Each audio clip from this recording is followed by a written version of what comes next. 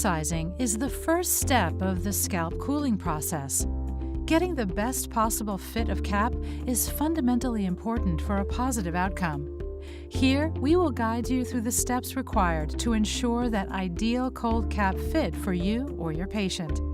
The Paxman cold cap comes in two sections, the inner silicone cap, which is blue, and the gray neoprene outer cap cover.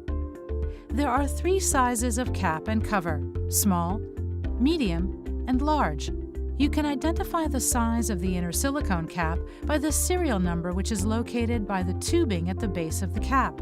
The letter at the beginning of the serial number represents the size: S for small, M for medium, L for large.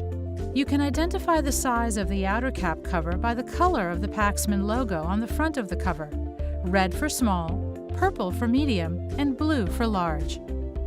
The size of cap that is appropriate for you is not determined by measuring your head, but rather by trying each size of inner silicone cap to determine which is the best fit, starting with small, moving on to the medium, then to the large. You are looking for a snug, all-over fit. That means the inner silicone cap is in consistent contact with the scalp all over the head. Test the size of the cap by placing the silicone cap on the head. Push your hair back. Ensure that the cap tail is at the back of the head. Line up the center front of the cap 2 millimeters below the hairline on the forehead. Then push the cap down so that it covers your head. Tuck any hair behind your ears so you can check your hairline.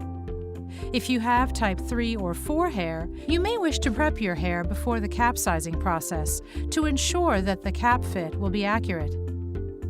There is a 3-point checklist to determine a good fit. 1. Not too small. Make sure that the cap doesn't need to be forced down to fit on the head. This will result in a gap at the crown, as the cap will slowly rise up on the head, particularly as the cap will tighten when it is attached to the system. If there is a gap at the crown, there will be a feeling of movement or bounce if you press down on the cap. It is vitally important that there is contact between the cap and your crown to avoid hair loss. 2. Cover the hairline. You need to make sure that the cap covers most, if not all, of the hairline at the front and back.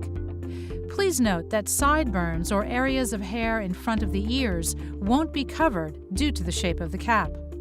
3. Not too big.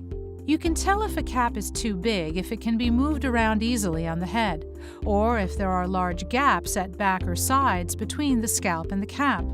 It is fine to be able to fit a flat hand into the cap at the back of the head, but there shouldn't be space for 2 hands or a fist.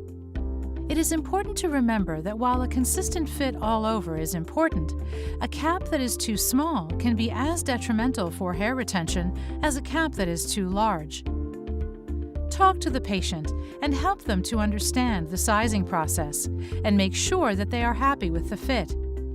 The outer cap covers match up with the inner cap sizes, so a small cover would correspond with a small cap. However, if a patient is between sizes small and medium, the small cap being too small and the medium cap being too large, we advise using a small cap cover with a medium inner silicone cap.